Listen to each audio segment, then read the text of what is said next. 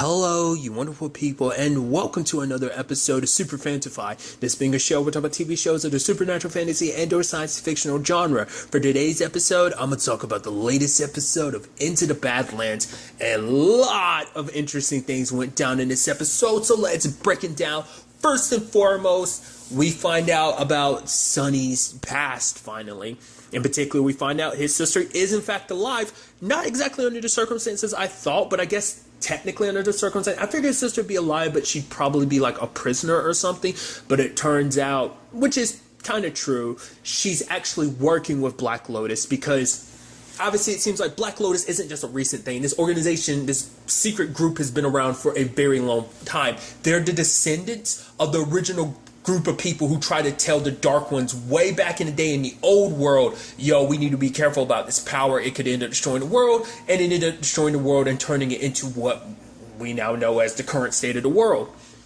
And so basically the Black Lotus have been hunting down the Dark Ones because they don't exist just in the Badlands. They exist outside of it. Also turns out there's a whole bunch of, because this group of the Black Lotus isn't all there is. There's actually stations all over the place. This is just one particular station.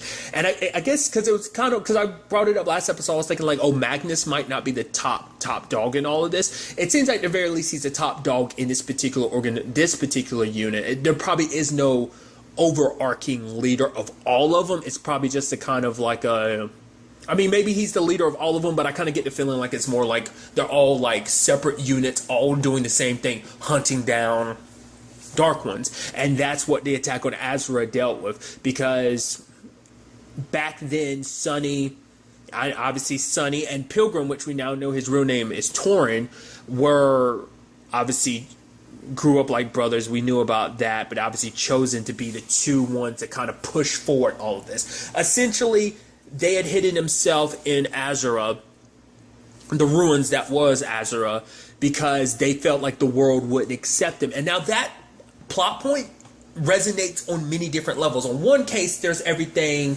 with Sonny's dad. That's the reason why he killed those Black Lotus, warriors, because it's like we have to stay hidden because the world won't accept us for who we are. But it seemed like he wanted to press on and make it so that the world could. So what Pilgrim is doing is essentially what Sonny's dad wanted to do. At the very least, that's what it seems like. So it's almost a situation of, it's hard to say who was in the right. It's not like the Black Lotus is right, because even when it's all said and done, like Sonny's like, Pilgrim might be a monster, but he's not the only one. Magnus is too, killing a whole bunch of people, going about it. Like, it's not just Sonny that paved this way.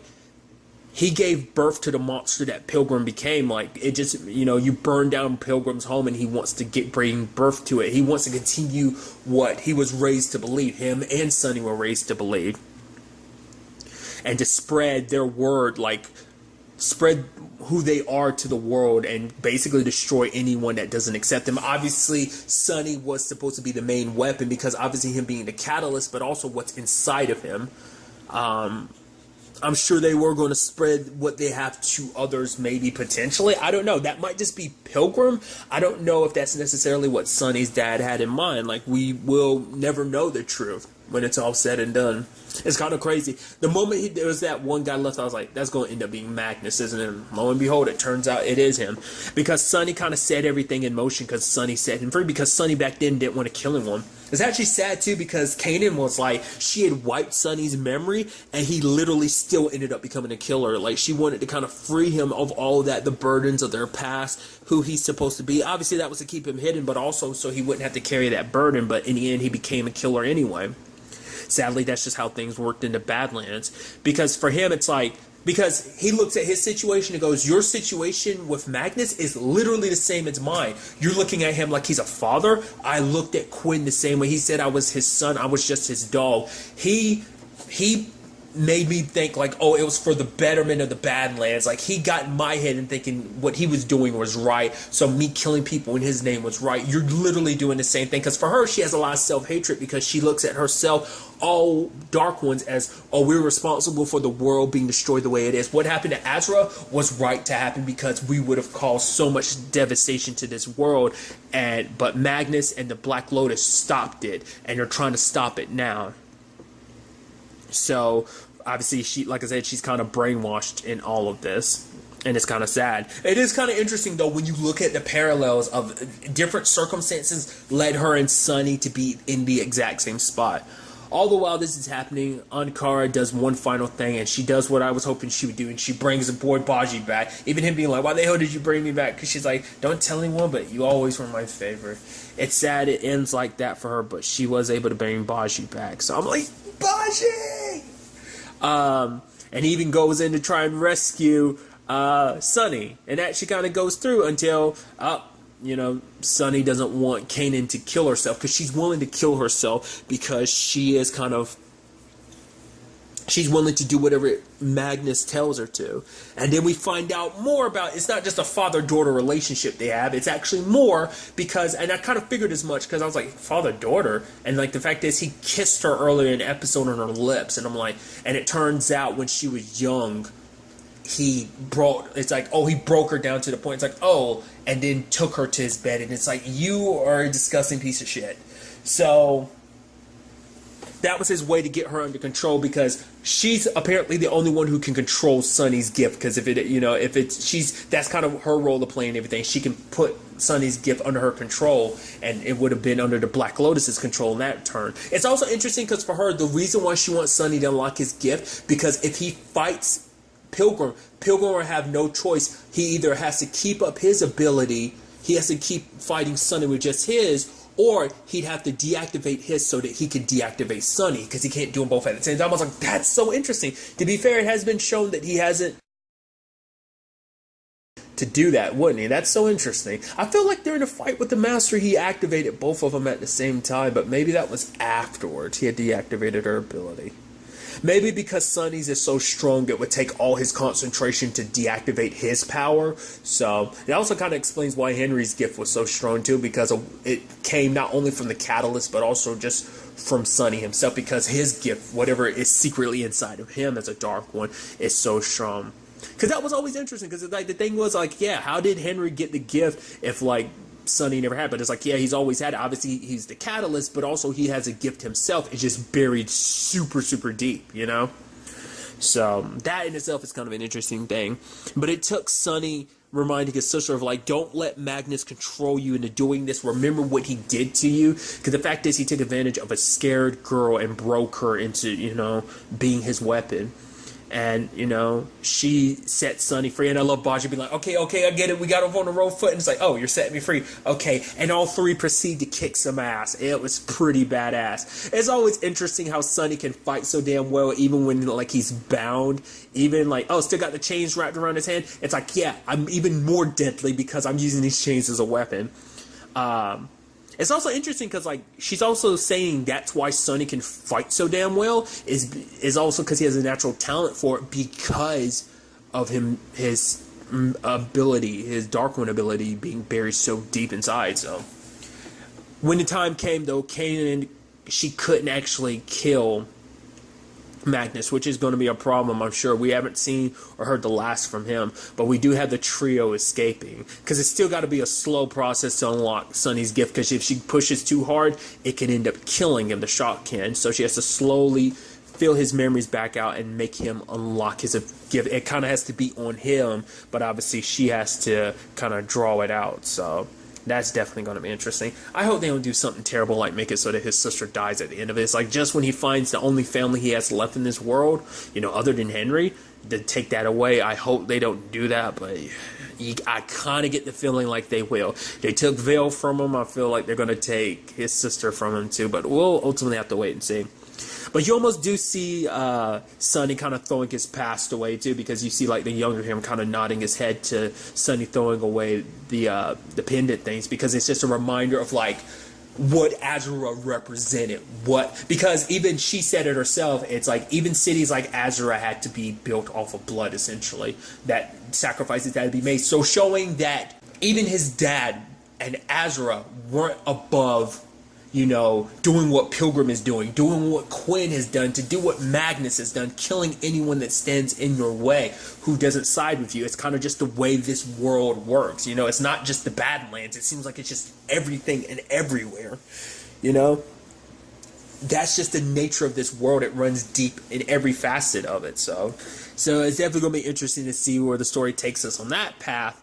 Another interesting aspect is obviously Minerva. It's like, yo, here's Chow's head, and leaves it with Gaius, and it's like, you got to make a point. I love that little moment of him being like, oh yeah, Tilda, she's going to need her mom, and Minerva and Tilda kind of nod toward each other, and I love that Gaius, because I didn't really catch this, but Gaius was like, I get the feeling like you don't approve of me and your mother's relationship. It's like, are you serious about it? He's like, I'm definitely serious on my end, and she's like, okay, you know, if you break her heart, I'm going to cut out yours. And you see Gaius kind of smiling. Because it is kind of sweet, too, because it's like, yes, Tilda and Minerva have definitely had a lot of issues over the course of this series. But even at the end of the day, Tilda still cares about Minerva because she is her mother regardless, you know? Family fights a lot. Like, obviously, they've had heavy-ass disagreements. But I think at the end of the day, it's like still the thing of, like, you're my mom no matter what, and it's kind of sweet that she's kind of looking out for Minerva like that. Gaius showing Chow's head to her clippers, and so it's like, okay, so he's now the new Baron, and obviously he's working with Minerva, so all of those forces have got to join together because we've got to put it into Pilgrim, who's amassing his army.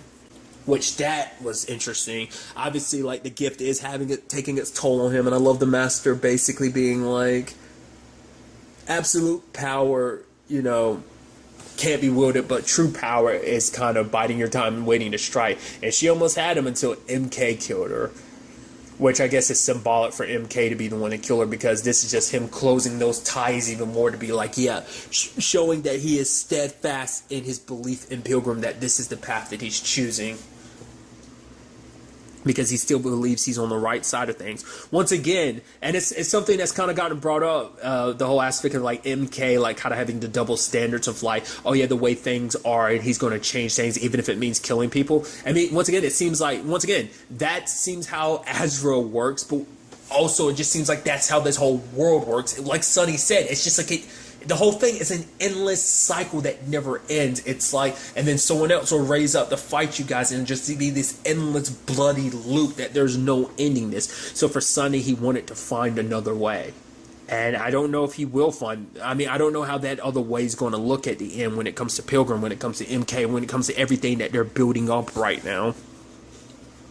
The Master, using the last of her strength, ends up showing Minerva the one, like, for her, it's like, this is the happiest moment I had. The moment in my life I was truly happiest before I even got my gift. Because it turns out when she activated her gift, she ended up killing her brother. And she saw what her mom and dad looked at as, like, a monster. And that's what made her create the monastery, because she wanted to lock them away. Because for her, she wanted the monastery to be an oasis so that they could be hidden away and safe from the world.